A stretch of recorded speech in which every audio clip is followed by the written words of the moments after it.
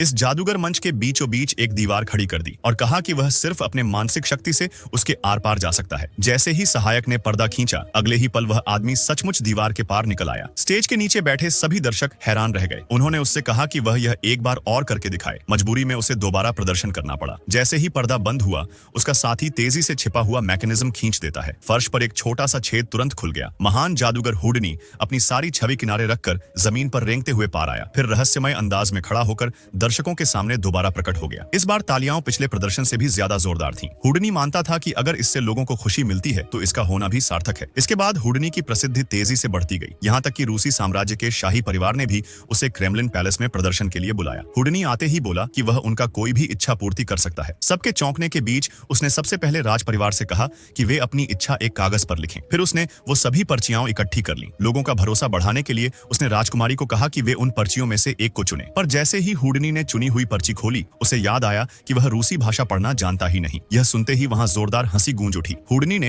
इस रानी से निवेदन किया कि वह इसके शब्दों का अनुवाद कर दें, लेकिन रानी ने बस एक झलक देखी और कहा, यह इच्छा तो बिल्कुल भी पूरी नहीं हो सकती, क्योंकि उस पर लिखा था, क्रेमलिन महल की वह सदियों पुरानी बड़ी घंटी फिर से बज उठे, जो सदियों से नहीं बजा। क्या आपको पार्ट 2 चाहिए?